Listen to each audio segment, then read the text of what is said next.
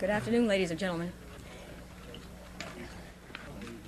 First, the probable cause of AIDS has been found, a variant of a known human cancer virus.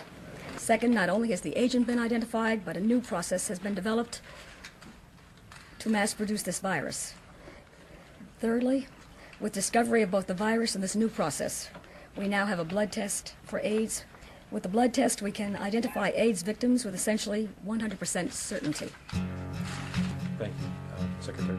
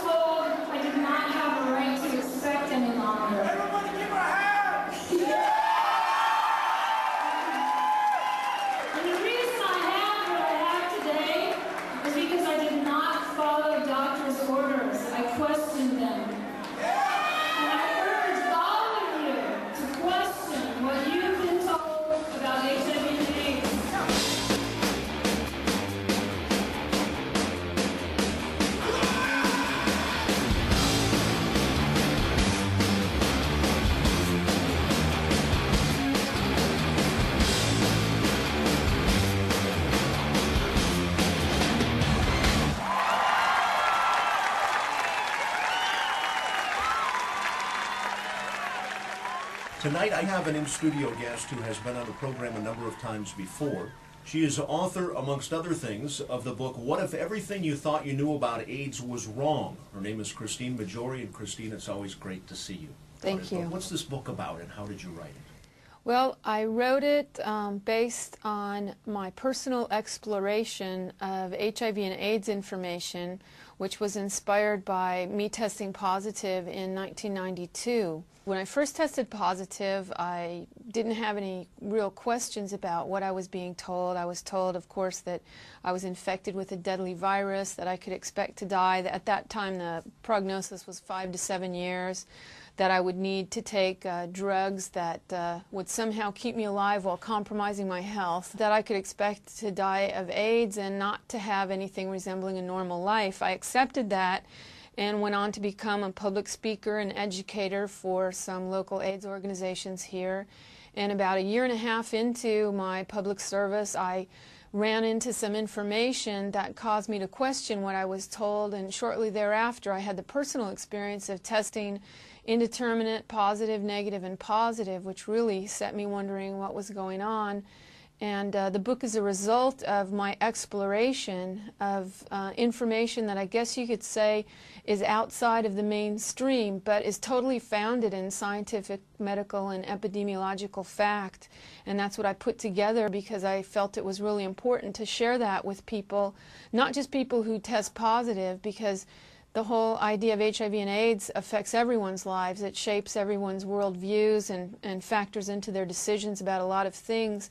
So it's kind of a book for everyone, but most especially for people who've tested positive, to give them a chance to learn what I refer to as the other side of AIDS information, and to possibly do what I do, which is to live healthy, medication-free, a normal existence with good health and a beautiful family and, you know, good things coming my way.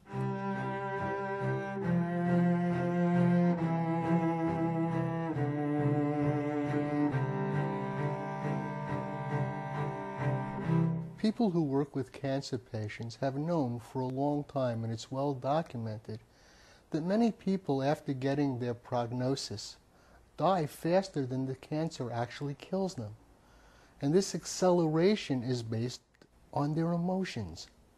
And when a person is told they're HIV positive, what I see happening is, I invented a term to describe it, the AIDS zone.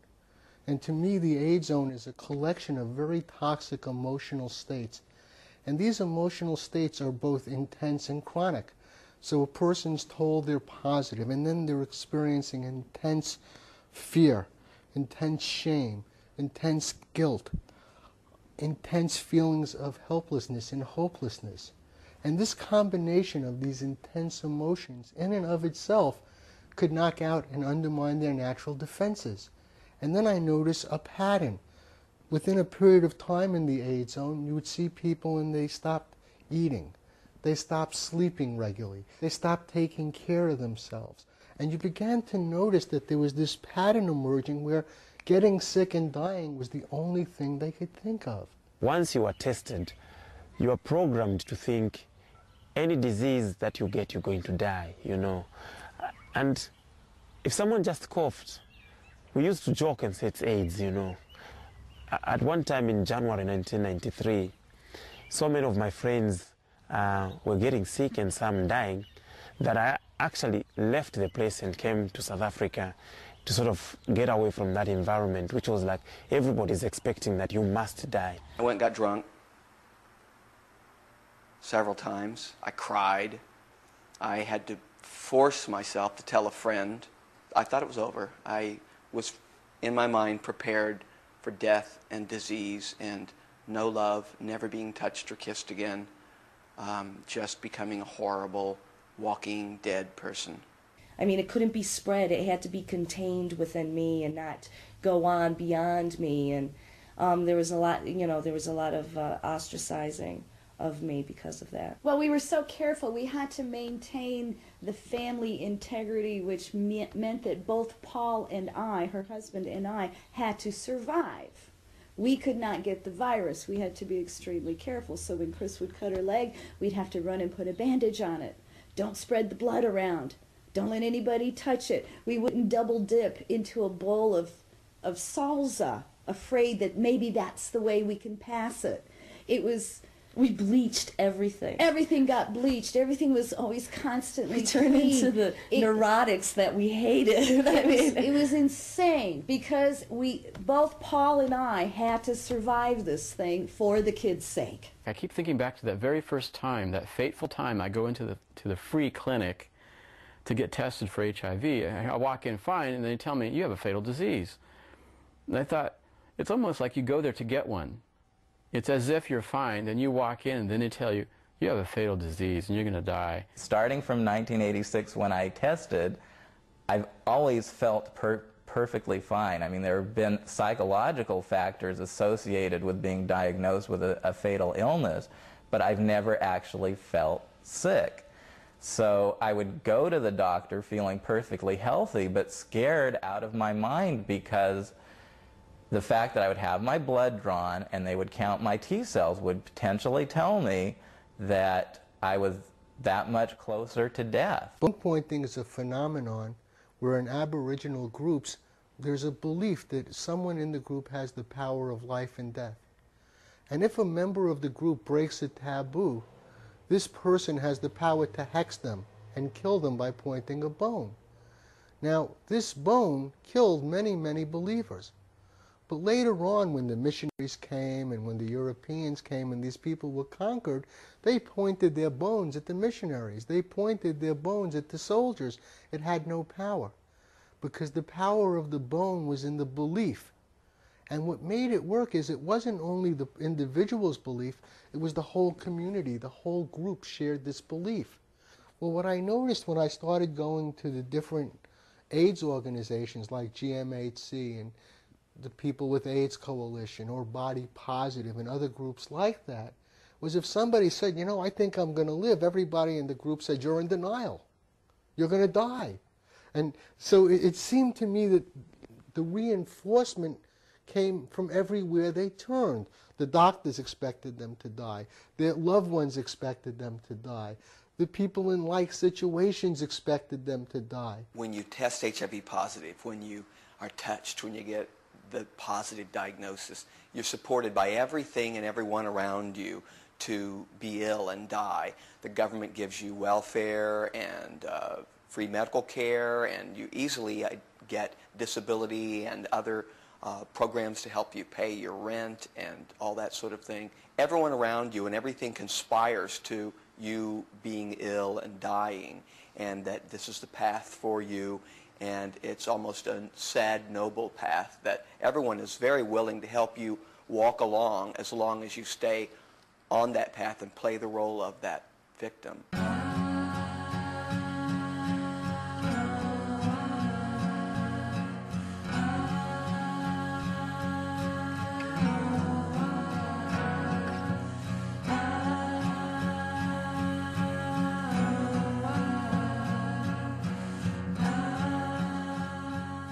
It was easier on the other side. Knowing that you were going to die. It was easier knowing I was going to die. So are you on the other side? Yeah, I'm on the other side. It was easier over there, man, because it was real euphoric, and it was real, like touching the face of like God or something like that, coming one with the earth and realizing that everything was going to pass and change, and that's a real euphoric feeling. There's something attractive about giving up. And I see people ready to do it and doing it all the time.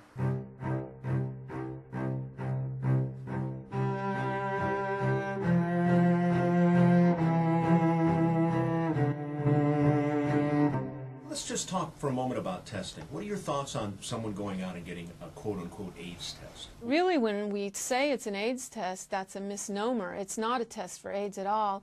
And surprisingly, something that it took me a long time to figure out, it's not even a test for HIV.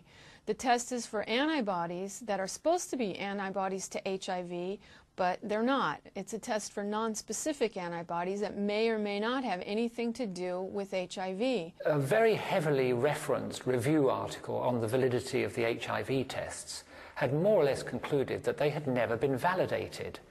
At the time, I didn't quite realize that one of the implications in this article was that HIV itself had never properly been isolated. It was so difficult to isolate and obtain that that was the reason why the HIV tests had never been validated, because to validate a diagnostic test according to the classical decent standards, you need to show that patients who test positive with your antibody kit have got the virus in them, and patients who don't test positive are free of the virus. Broadly, that would be how you would establish its validity. And that had never been done, because you can't find this virus in AIDS patients or in HIV positive patients. HIV, first of all, nobody's ever found it in a human being. Think of it. The so-called HIV tests do not detect HIV in a person. They detect your antibodies that react to some proteins that are produced at Abbott Laboratory. They do not find HIV in the person. They find a person's functioning immune system that could react against HIV if it were there. Millions of people take tests that are referred to as HIV tests. However, the idea that there is a laboratory test that can determine whether or not a person is infected with the virus is simply an illusion. The FDA has never approved a test kit that claims to be used for the purpose of diagnosing HIV infection. It is always possible to determine whether someone's infected with HIV. So you're able to just draw blood out of a person that you suspect is HIV positive and find HIV virus in their blood?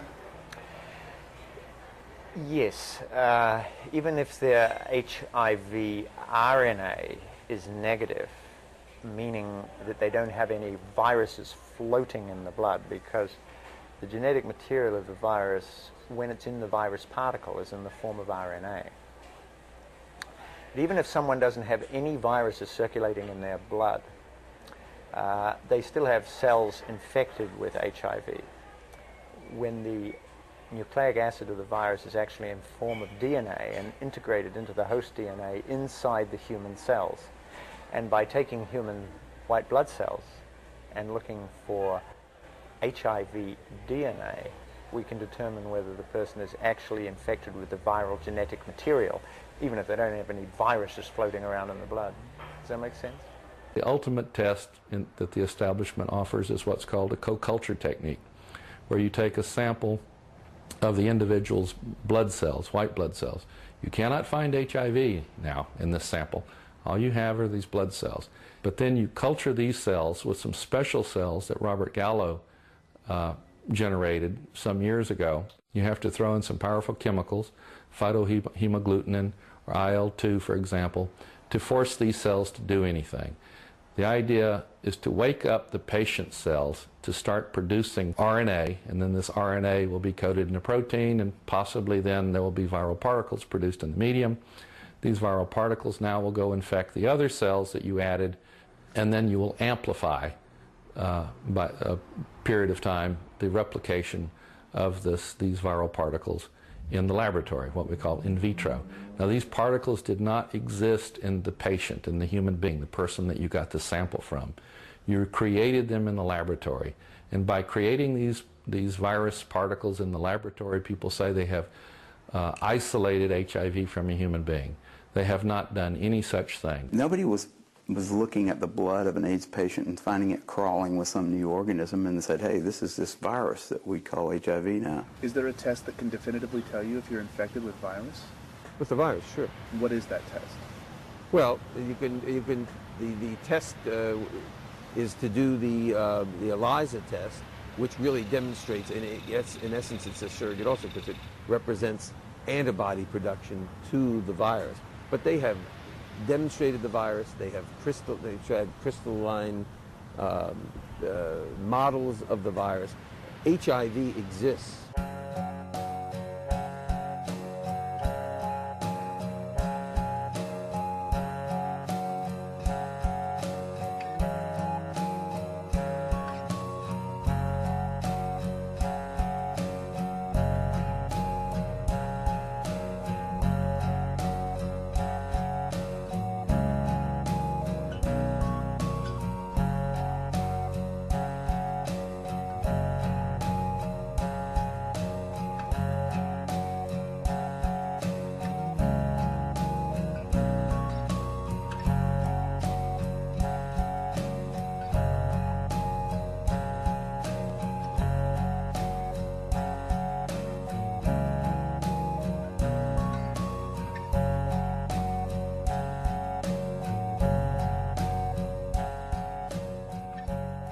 I don't recommend people ever getting tested. The reason is I don't know what the tests mean, and I think no one else knows what the tests mean. I've never seen any evidence that what these tests purport to show, they're actually showing, namely the presence of a virus, the presence of an exogenous virus.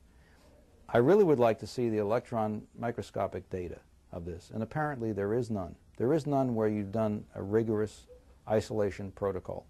The test is for antibodies that are supposed to be antibodies to HIV, but they're not. It's a test for non-specific antibodies that may or may not have anything to do with HIV.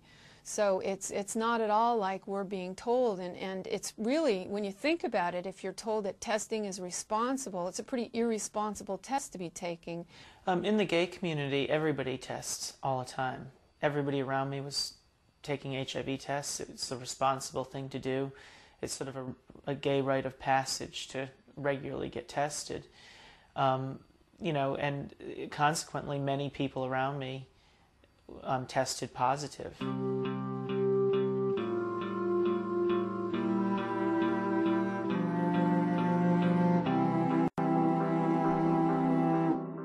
In essence, AIDS is advanced HIV infection as opposed to early HIV infection.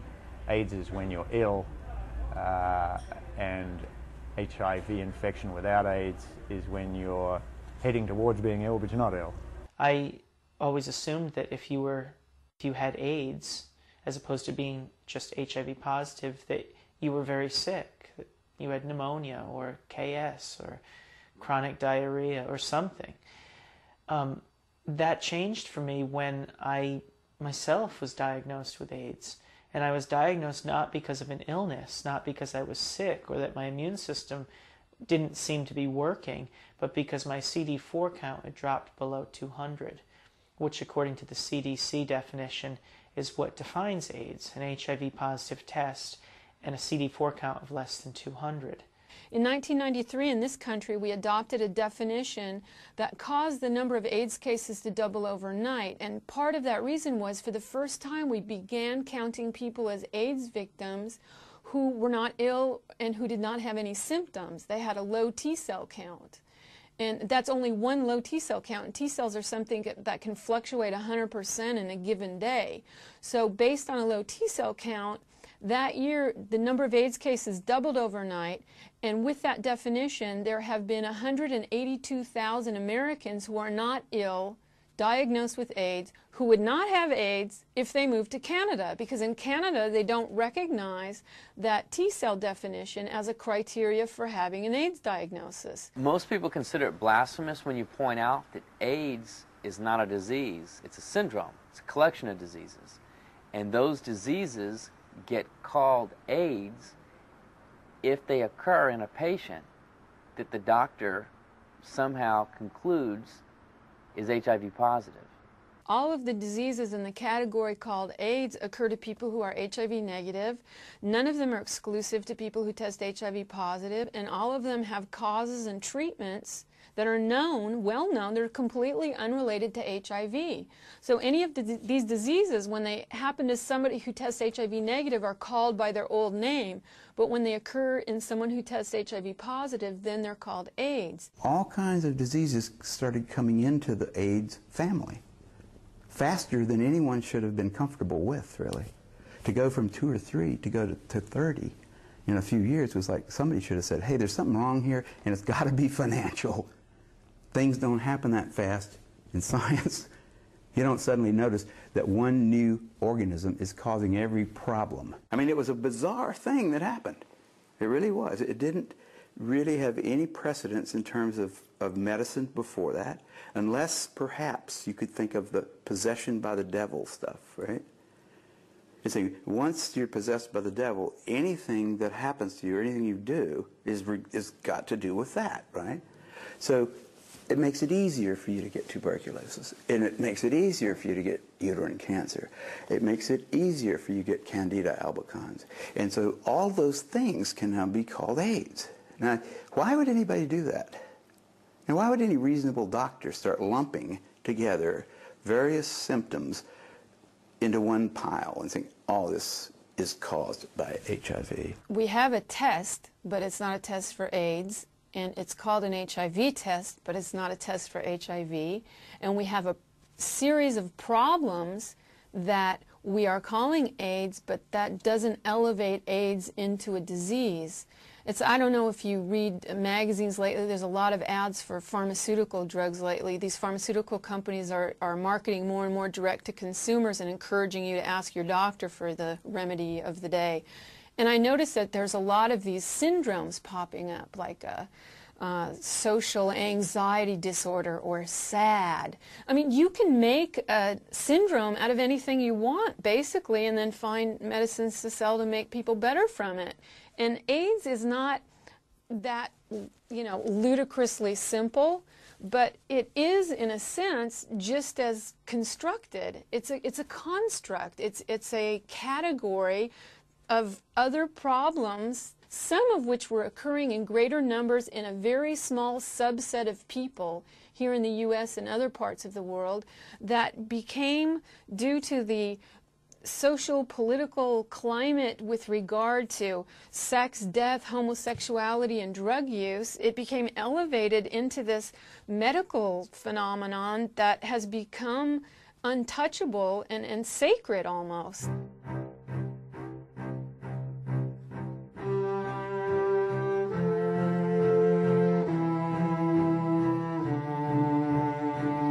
The very first AIDS cases were 5 gay men diagnosed in Los Angeles in 1981 by a doctor named Michael Gottlieb. And what linked them was that they were all in what was called the fast lane gay lifestyle. They were doing a lot of recreational drugs. They were taking many different drugs at the same time, combining drugs much more than was the pattern for straight drug users. They also partied a lot. They went to bars, they went to clubs, they went to bathhouses. They met a lot of men. They had a lot of anonymous sexual contacts. And as a result, they were exposed to a lot of the classic sexually transmitted diseases like syphilis and gonorrhea.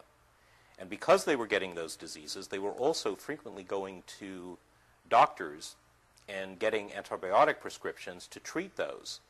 All of that created a situation where a handful of gay men were burning the candle at both ends and putting a blowtorch to the middle.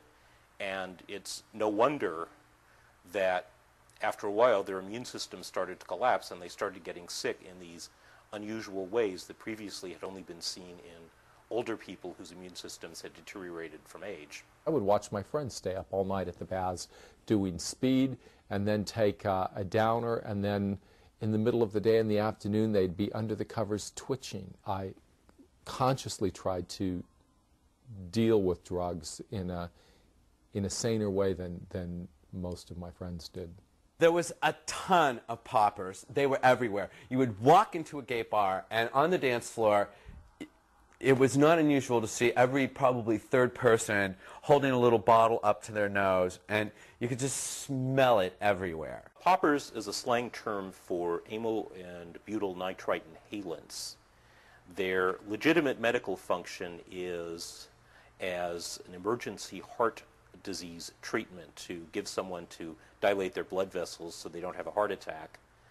What they were used for in the gay community is both the physiological effect of dilating the rectum so that receiving anal sex is easier and less painful, and also there was a tremendous psychological high about them. John Reschi, in his book The Sexual Outlaw, describes the effect of poppers in a crowded environment as the room exploded in sex. They became a mainstay of the gay social scene in the late 1970s, were commonly used by large numbers of people in gay clubs and in the bathhouses. And their risk is that they're actually chemically quite similar to drugs given when doctors want to suppress the immune system, i.e. to transplant patients. The chemistry is rather similar, so it's not at all surprising that people who took these drugs quite often would develop immune suppression. So the drugs became something that you did together with a group of friends before going out. It became part of the way that our social lives were starting to be structured. It was a blast. I remember living in Miami and flying to New York for parties at the Saint and going. This was a club that was really set up for gay men, and you would arrive and the music would just be pulsating, and you'd go up in the balcony and just have all sorts of wild anonymous sex, and this is before rubbers and that sort of thing, and we'd formed this little subculture of where sex was, we took it on as like a recreation. I was treated for gonorrhea, I bet 5 times, chlamydia maybe twice, syphilis once, anal warts, let's see, what else? Crabs, like you wouldn't believe. Those bathhouses had crabs. Well, think about it. With gay men, the problem is even worse than with heterosexuals because of anal sex. The organisms that are spread through anal sex live outside the body for long periods of time. And if you've got everybody having 200 or so partners per year, what you created is a situation that's very similar to third world countries where the water is contaminated by feces. And so we're having this in San Francisco and New York and many gay urban areas. We have third world-like conditions. Dysentery was endemic in San Francisco right before AIDS hit. There were epidemics of dysentery, both in San Francisco and New York. I remember a number of friends talking a lot about diarrhea, just diarrhea all the time, and fevers, lots and lots of fevers. A friend of mine who cut my hair and who I'd had sex with, and most of my friends had had sex with, got KS and died very suddenly. And that was immediately put into a context of other gay men dying in New York and some articles coming out in the gay press describing that. And it seemed like the ones who died first all had some characteristics in common that I didn't share. And so I felt relatively safe. And I wasn't surprised because I knew that we had been pushing things to the limit with our drug use and our sexuality. I would hear about people dying a lot, that people were dying more and more, that it was an epidemic, that it was, you know, spreading, that it was, that no one was immune, that it could get everybody, and that you could get sick, you could die from having one exposure. And, you know, all this stuff, all these things that made me feel like there really was no way out. It seemed like a period of time when I was going to a memorial once a month, a doctor, a priest, a school teacher. But the one common denominator was that, you know, I did know that they were gay. There's really no contradiction in holding certain groups in contempt, as gays are often horrifically in this culture, and at the same time wanting to read about the nasty things they do. This became big news. And this also was news that could affect everyone else. In other words, you know, they were starting it. These gay men were starting something that came out of the box, and it could spread throughout the culture. Now that was pushed on pretty strongly. Heterosexual AIDS became an issue that led to funding for AIDS research. I remember reading in the Wall Street Journal in 1996 a May 1st front page article. I couldn't believe it. CDC officials were admitting that even as they were saying everyone's at risk for AIDS, they knew that wasn't true, but they also knew that if Americans realized that, they wouldn't support substantial AIDS funding. What the journal didn't report was that this was a strategy that had actually been developed 10 years earlier by volunteers from the public relations industry, people with a lot of PR experience who were also gay, who figured that they could serve their community best by mounting a PR campaign, convincing Americans that everyone was or soon would be at risk for AIDS, so that there would be support for a massive program of government funding for this particular condition, far out of line in terms of funding per patient than what's being spent on cancer or heart disease or a lot of other diseases that kill far more people.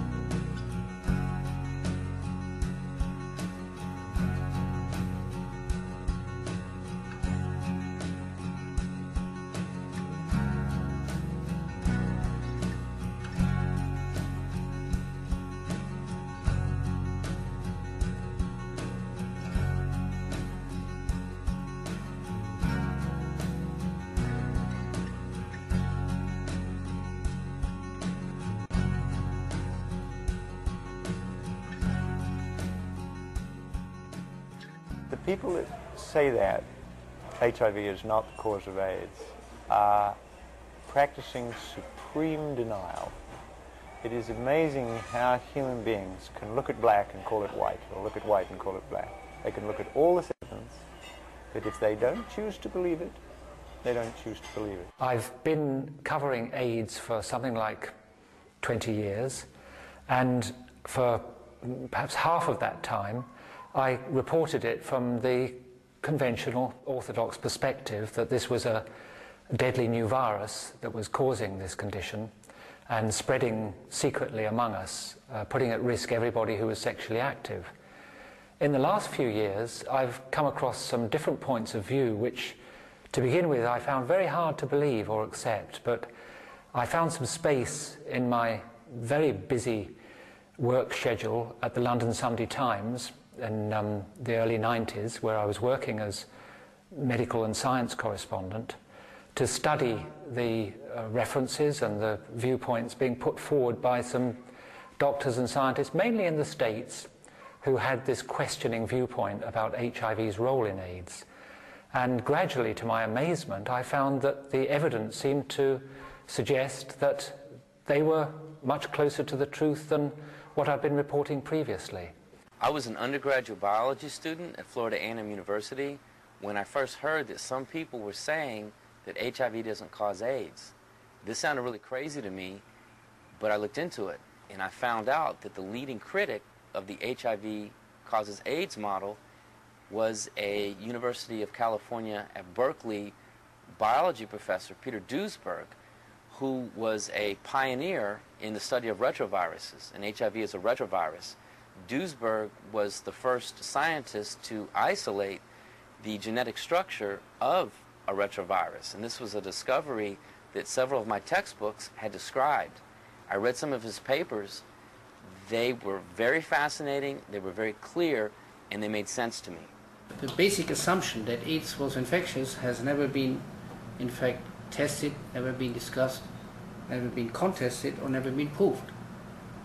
That is an assumption that is very popular among doctors and scientists who study microbes and viruses, which are the bulk of doctors these days, or scientists in microbiology. But the majority of diseases affecting us in the Western world, that is over 99% of them, are not caused by viruses and microbes.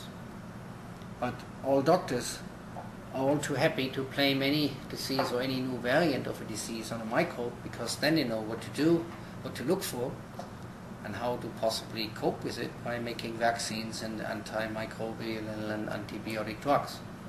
We are now indicting the most harmless and most difficult to detect viruses with technology that is designed to find a needle in a haystack and blame them for fatal diseases under conditions where they are virtually undetectable in a patient, like HIV and AIDS. And that's the trouble with the hypothesis. We are blaming a virus that is practically not there, only antibodies against it are there, that is biochemically not active, that is not infecting more than 1 in 1,000 of T cells in an AIDS patient for fatal immune deficiency. If that were a cause of death, none of us would be speaking here today. We would all be in cemeteries or in intensive care units. Dr. Kary Mullis, who invented the polymerase chain reaction, gives this in '83, I believe, and he got the Nobel Prize in 1993, gives this little story that he was hired to do PCR for an HIV project for a private company, and he wrote as the first sentence of his paper, HIV is the probable cause of AIDS. And he said he turned to a virologist and said, what's the reference for that? And the virologist said, you don't need it. Well, Mullis is smart enough to know, of course, something new as this, you'd always have a series of original papers that established unequivocally that this was the cause of AIDS. Then, and only then, I started looking into it. I looked up a bunch of papers in Science that Bob Gallo, I knew about him and had written. I figured, well, Gallo must have been the one to figure it out, because he's the name I've heard associated with it. And I looked at his papers, and I didn't find anything in there that actually showed me that there was a fact now in science called HIV is the cause of AIDS, or even the probable cause of AIDS, which is all I would have expected, the probable cause of AIDS. Highly probable, because they were attacking the whole problem by then as though it were certainly the cause. So I'd expect it to be highly probable, but I couldn't find anything that said it was remotely probable even. It was possible, but it wasn't probable. And so therefore, it wasn't even close to what you'd call a fact. Well, I call these the AIDS axioms. AIDS is contagious, AIDS is sexually transmitted, AIDS is caused by HIV, and that the anti-HIV drugs promote health and well-being. The reason I call these axioms is because they're assumed to be true. These four statements are assumed to be true. You cannot find the evidence in the scientific literature that shows that these AIDS axioms are indeed true. Many human beings are not rational. They don't operate on logic. They operate on emotions. And that's exactly what those people are doing. They don't want to believe it, so it's not the case. But unfortunately, they are completely 100% wrong. There is no doubt that HIV causes AIDS. The scientific evidence is absolutely overwhelming. But if you choose to ignore it, of course, you can ignore it. Such is the power of the human mind. There are no really good experiments that would lead anybody who was at least maintaining a healthy skepticism to believe that HIV was responsible for this series of, not series, but kind of a loose confederation of diseases that people are now willing to call AIDS, right? It's a confederation of maybe 30 different diseases, all of which have existed in one form or other prior to the condition that we call AIDS ever being pointed out, and all of which have had some other explanation at one time or other. You know, to say that all 30 of those are somehow caused, in at least some cases, called AIDS cases, by a virus called HIV, I think I haven't seen any evidence for that. I haven't even seen anybody trying to bring evidence forth for that. And he said he's been looking for that since, I guess, the late 80s, and he hasn't ever been able to find anyone that can give him a paper that showed, number one, isolation of HIV, rigorous formal isolation of HIV, and secondly, using Koch's postulates, demonstrating that HIV is a causal microorganism. Where is the original paper that isolated HIV so that nothing else was present, and they actually could go and find what the proteins were and the nucleic acids were? I think you won't find that paper because it hasn't been published yet. I mean, I understand there are a lot of people, if you ask them about HIV causing AIDS as being a fact, they'll say, of course, it's indisputable. And the very fact that they will say it's indisputable might lead you to question their ability to understand scientific method. People that think any scientific fact is indisputable don't understand about scientific facts.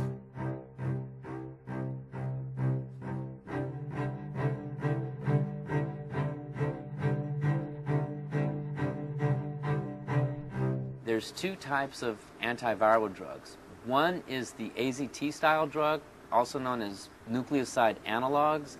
What these drugs do essentially is they just kill cells. The other type of antiviral drug, these are the protease inhibitors, and what they do is they interfere with the activities of an enzyme called protease. Viruses, some viruses have proteases, but so do healthy human cells. Either style of drug, you give it to a human and you either kill or harm healthy cells. The most severe side effect from HIV drugs, of course, like with any, would be death. But thankfully we see it very rarely. Most of the antiretroviral drugs are very safe, and the most they cause patients is inconvenience with non-serious side effects such as nausea or diarrhea or bloating or gas. Irritating things, but not serious and not life-threatening. Are you taking antiretroviral treatments? Yes, I am. How is that? I don't know. It's still early. It's still too early to really tell. In terms of the positive effect that it's having? Yeah. What are the negative effects that it's having? Well, I lost a lot of weight, about 50 pounds, a lot of muscle mass, loss of appetite, nausea, lack of concentration, which are all like going away little by little. Sleeplessness. And this was all drug-induced, you think? Yeah. It's like my stomach always feels full, and most of the time looks full. It sticks out, and I can't really. There's no amount of exercise or anything that will like hold it in. and there's a lot of bloating and a lot of gas and like diarrhea, episodes of diarrhea.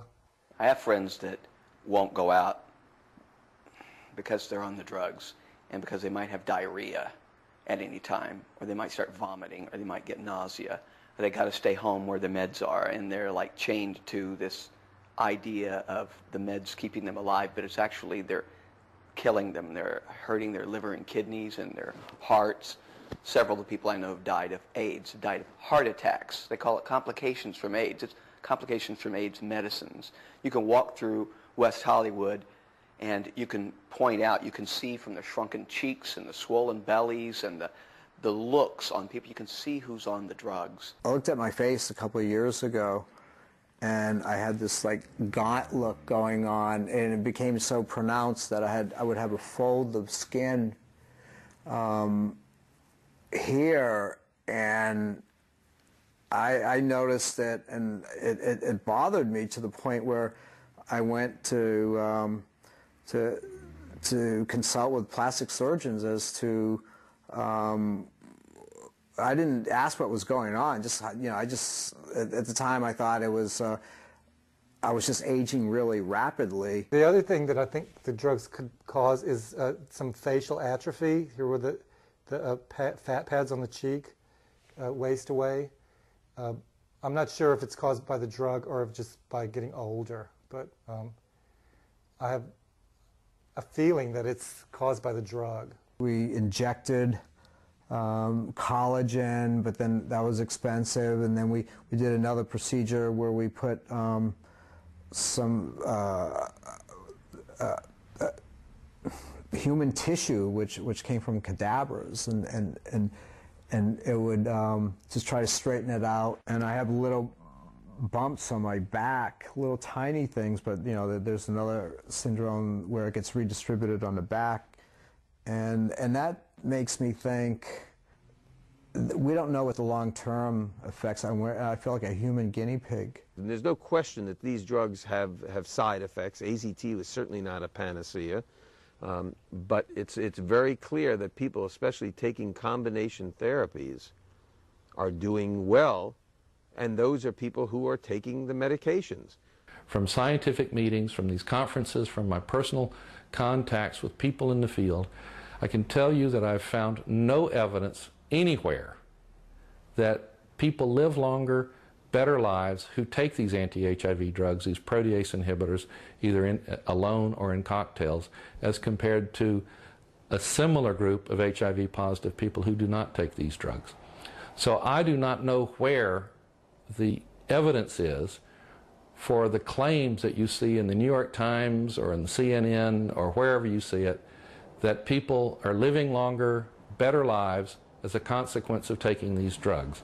I'm not saying that drugs couldn't facilitate death or morbidity. I'm sure that can happen, and people have had horrible side effects from some of these drugs. But to assume that it is the drugs that are killing people and not AIDS, I think is again, it's just not, it's not been proven out.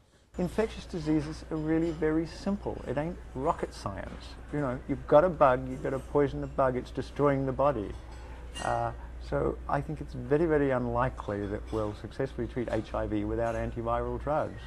And it does seem to me a bit of a waste of time to try. If you think about it, you put in a person making hundreds of thousands of new T cells every minute, an inhibitor of DNA synthesis, because the virus needs DNA to be replicated. But the virus is 10 kilobases and the human cell is 1,000,000 kilobases.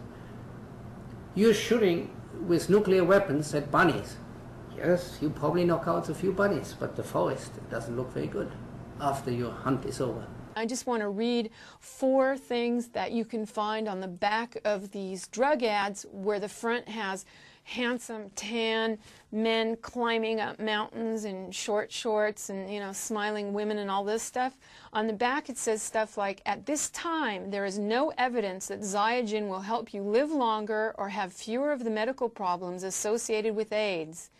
It is not yet known whether Crixivan will extend your life or reduce your chances of getting illnesses associated with HIV. At present, there are no results, none, from controlled clinical trials evaluating the effects of Viramune on the incidence of opportunistic infections or survival. And finally, there's one that simply says, there have been no clinical trials conducted with Combivir. If these drugs were showing health benefits, which has not appeared in the form of long-term controlled scientific studies published in the medical literature, the drug companies would be putting the good news on the front page instead of putting these disclaimers on the back page.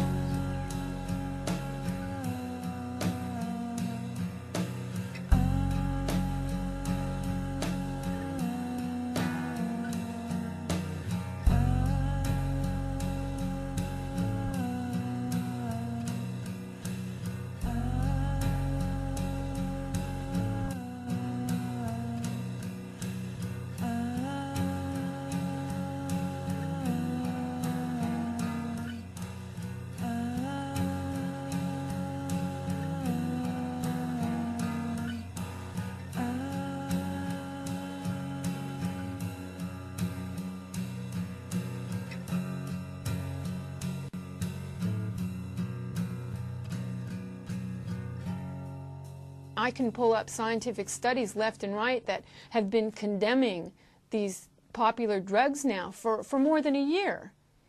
But by the time it filters down to the people who believe they need them, for many of them, it's too late. You know, you'll put up with this kind of stuff because you think that you've got to do it. You think you've got to take these drugs. I mean, because otherwise you're going to die.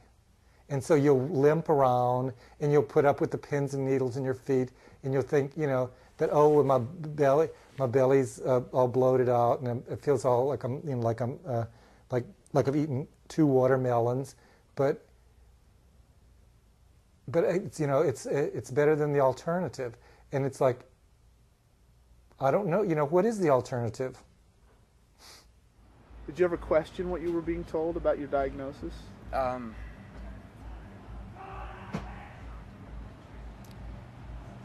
No.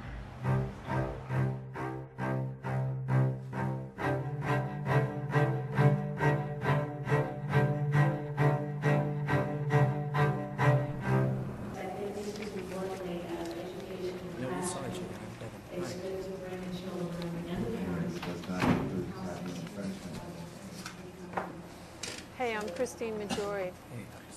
I'm convinced it's wrong to encourage HIV testing and to administer death sentences to people who test positive. The HIV test is well documented to cross-react with numerous non-HIV antibodies that can be found in normal, healthy people. They read these as HIV antibodies and give a positive test result.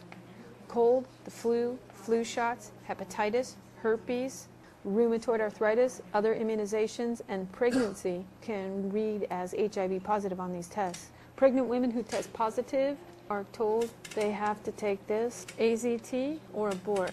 That's an actual AZT label.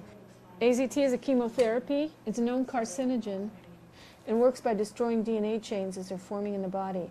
It causes severe anemia, so severe people need blood transfusions. It causes muscle wasting, neuropathy, diarrhea, dementia, spontaneous abortion, fetal deformities, and lymphoma. As we meet here today, there are parents across the country who risk losing their children to state custody for their refusal to give their children AZT. Next week in Eugene, Oregon, the parents of an HIV-negative baby are being charged with negligence and intent to harm for objecting to orders to give their baby AZT. This baby's father is HIV-negative, his sister is HIV-negative, and he's HIV-negative. But since his mother came up positive on an HIV antibody test, the state says that they must give this HIV-negative baby AZT, and she cannot breastfeed him. This isn't public health policy, this is madness. Our pediatrician came to take a look at him, and she gave him a little checkout and said he looked great. He apparently was very healthy, and all his vitals were working right, and everything was good. He looked like a good, strong, healthy baby. But would we consider a visit from this infectious diseases pediatrician? She came by and looked at Felix and also agreed that he was a very healthy-looking baby, looked fine, but urged me to stop breastfeeding right away and to start the AZT treatment for him. That was really the best thing to do in this case. So we talked with her for a little while about why we had decided not to, and that, you know, we really had based our decision on a lot of research and a lot of soul searching and, you know, just kind of the basic information that we had about our own health and the health of my daughter and especially my health. She was just rather strident and informed me that she would be going to the ethics board of the hospital and would be consulting with the hospital's attorney. The petitioner from juvenile court walked in my room with a Eugene police officer, a police officer with the gun and the holster and the radio and the little book and, I mean, the whole uniform and everything. Basically, I was told that, you know, I really needed to stop breastfeeding right away, and I really needed to start giving Felix the AZT right away. And at this point, I was in a panic. And so, you know, I hit the buzzer, told the nurses to please come in now and bring the formula bottles and the bottles. And I would start it right then.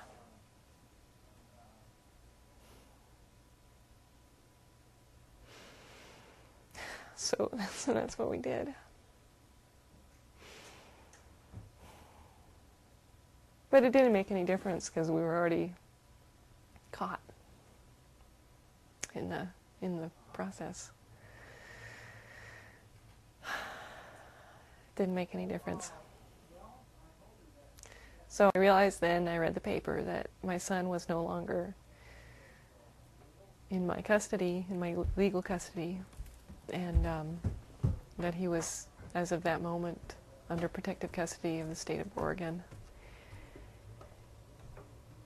And that they would leave him with me, but with those kind of orders and that kind of paper in your hand, you realize that, you know, nothing is certain. I would put it in a syringe without a needle on it, and I'd put this little teeny tiny tube on the end of the syringe, and then I would tape the tube, the end of the tube, onto my finger. And then I would squeeze the syringe and I'd watch that medicine go down the tube until it got right to the end. And then I would put that finger in my baby's mouth and he would start to suck. And then I would have to squeeze that syringe until it was all the way down. Then there was still some left in the tube, so I'd have to take the syringe off the tube and then draw up some formula in that syringe and reattach it to the tube and then push the formula through so that he would get all the 0.65 milliliters of AZT.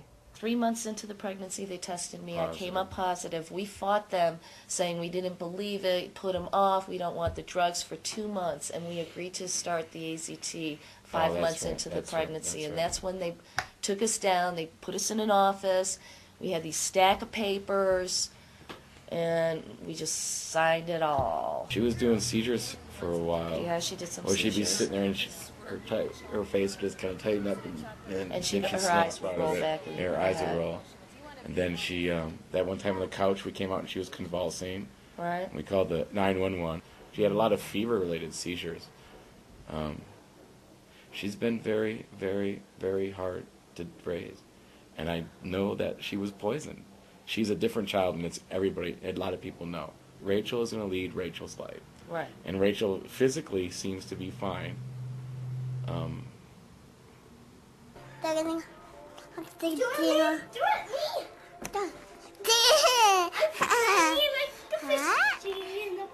Who is that? She can't say 1, 2, 3. She can't say one. You can't. No, she can't count to 3, and she can't say ABC, and she can't say her name, and she can't tell you how old she is. And sometimes in her head, I mean, she wakes up in the middle like crying sometimes, and like in pain, just screaming, and it's hard to see what's going on with her, and it really hurts me.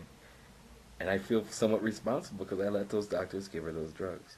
And I don't think that Paul and I can really say that there's anything specifically wrong with her, because I don't think anybody can really tell. Rachel's different. She's just different.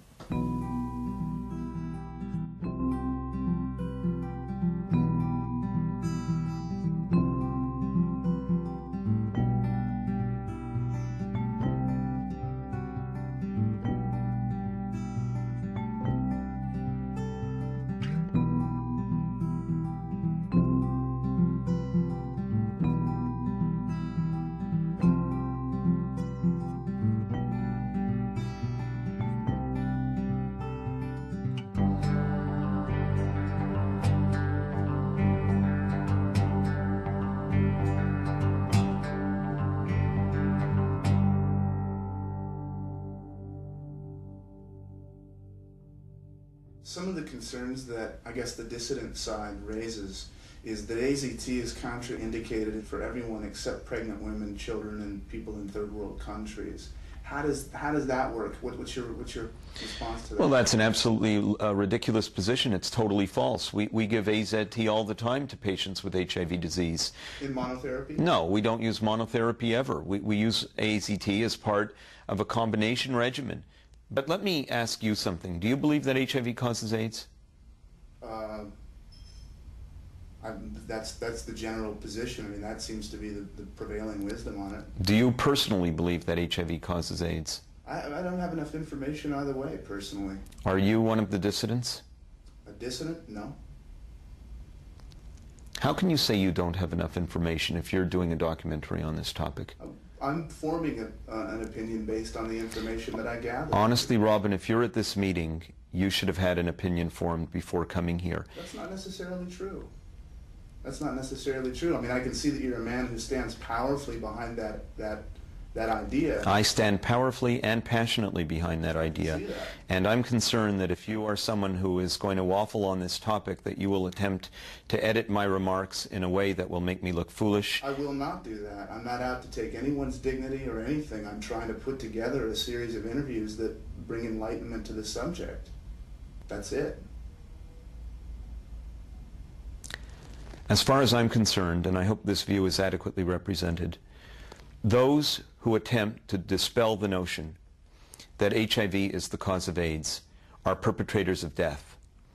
And I would very much, for one, like to see the Constitution of the United States and similar countries have some means in place that we can charge people who are responsible for endangering public health with charges of endangerment and bring them up on trial. I think that people like Peter Duisberg belong in jail.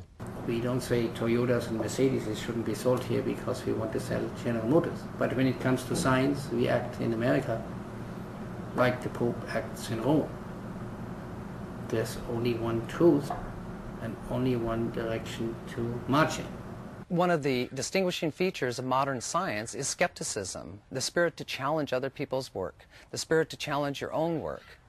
And I fear that this spirit is disappearing, in particular in the case of HIV and AIDS. Anybody that speaks up against or challenges some of the entrenched paradigms or principles is not only not welcome, but they are strongly criticized to the point of being called names: bigots, homophobes, baby killers, flat earthers, Holocaust deniers. Certainly, this would indicate to me that the spirit of skepticism, the spirit of challenge, the spirit of scientific debate in this field is virtually completely gone. Someone who would perpetrate the notion that HIV is not the cause of AIDS is perhaps motivated by sentiments of pure evil, that such a person may perhaps really want millions of people in Africa and elsewhere to become infected by this virus and go on to die of it. And who knows, maybe there's a hidden agenda behind the thoughts of a madman. Maybe all psychopaths everywhere have ways of getting their views across that are sometimes camouflaged in subterfuge. But I suggest to you that Peter Duesberg is probably the closest thing we have in this world to a scientific psychopath. There are a lot of other scientists that raise the challenges that he raises. And now the interview's finished. Thanks. I had all the students I wanted, I had all the lab space I needed, I got all the grants awarded, I was elected in the National Academy, I became California Scientist of the Year, all my papers were published. I could do no wrong almost, professionally that is, until I started questioning the claim that HIV, or the hypothesis that HIV is the cause of AIDS. Then everything changed.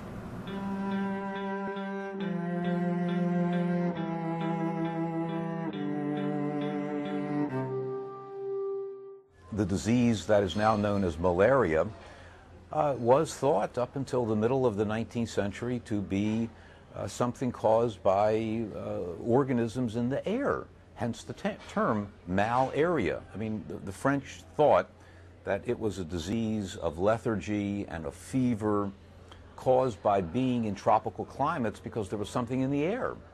It was not till the middle of the 19th century that they discovered that malaria had nothing to do with the air, but it was caused by the bite of the Anopheles mosquito. That's the vector for malaria. So, you know, the causation for disease, the causation for illness, for a number of other natural phenomenon in astronomy and microbiology is always something that's open for robust and vigorous dispute and debate, and AIDS is no different. It has been something of a marvel to me how colleagues in the business, who normally would be the first to challenge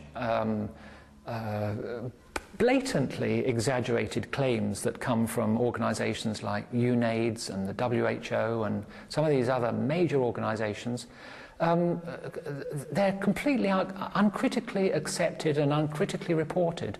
And this is harmful because it's helped every time these agencies feel that concern about AIDS is beginning to die away in the countries where it's a diminishing problem. They issue new reports with new projections and new exaggerated claims to try to keep the funds flowing and keep the concern there. And I can understand this from one perspective, that because they have the mindset that this is such a terrible epidemic, and because they've closed their minds to other ways of thinking, they feel that they're justified in doing this. But it's a dangerous way of behaving, and it's helped to distort the science and maintain some illusory aspects of this for much longer than need have been the case. I don't think most people got involved in it, really looked at it and said, I don't think this is really true, but I won't get into it anyhow. It wasn't like that. It was like they were never questioning it because it was the easy way to go. You follow, I mean, if somebody's paying you $150,000 a year for working on something, you don't have to be questioning whether that's useful every day because it's useful to you. I mean, if you're trying to work your way up in IBM, you don't immediately go to the chairman of the company and say, does this company actually do what it says it does? I mean, are we really for real? I mean, you don't do that, right?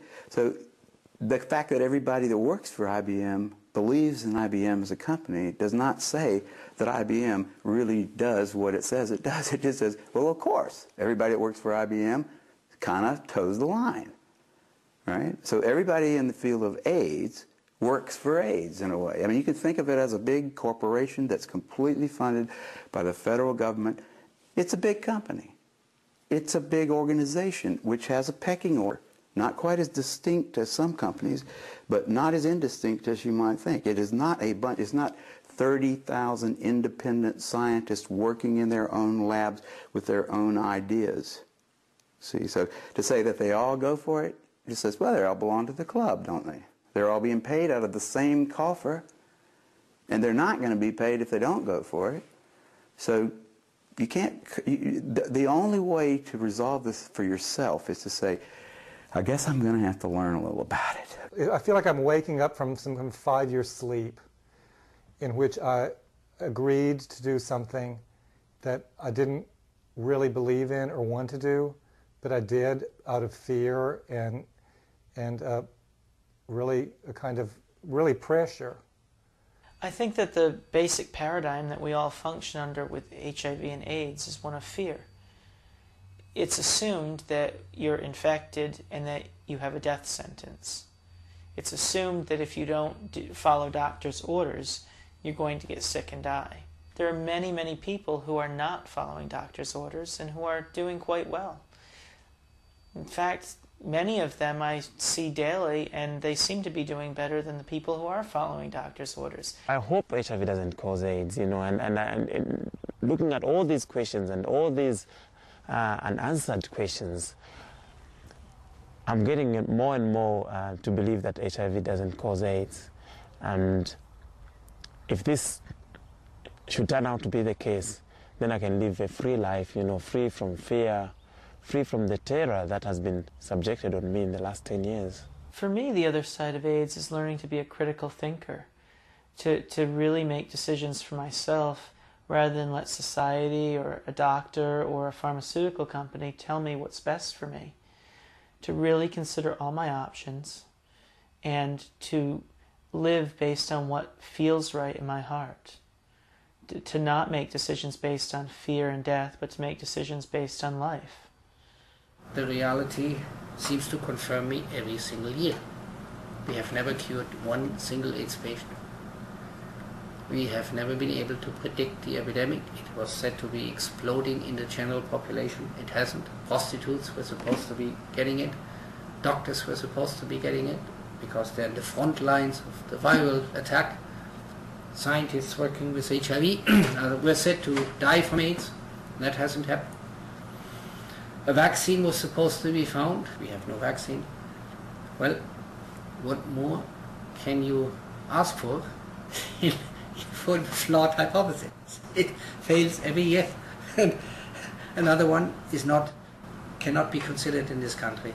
The evidence that I have seen shows me nothing of the sort to resemble anything approaching a scientific basis of evidence that what's called AIDS is caused by a viral entity or by a retrovirus, whatever the initials are, HIV, IHV, VIH, you can scramble them any way you like. The cause and cure for AIDS is as near at hand as an alternative hypothesis. Questioning is healthy. Questioning is what leads to answers. Science, research, investigation of any kind begins with questions. And when we restrict where those questions can go, who can ask them, and under what circumstances, we're restricting progress and knowledge. And when we're looking for answers to a problem that is unresolved, that has caused tremendous human suffering on many levels, lives being lost, lives being forever changed, you know, people commit suicide, have abortions, break up relationships, give up careers, and all kinds of things based on the idea that HIV causes AIDS.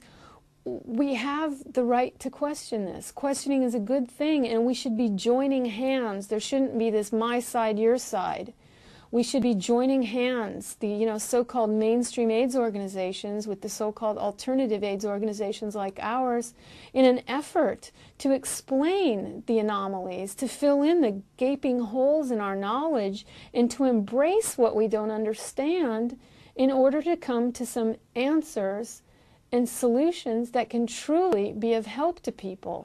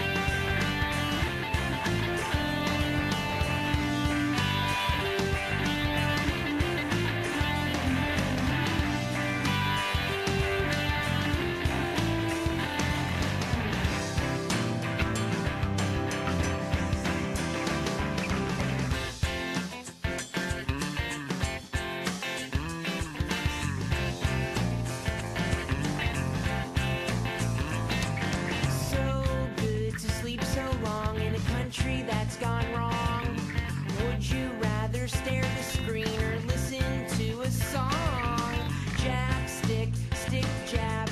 Can't seem to lose my baby flap. Good boy swallows all the hill, building up a mountain pill by pill.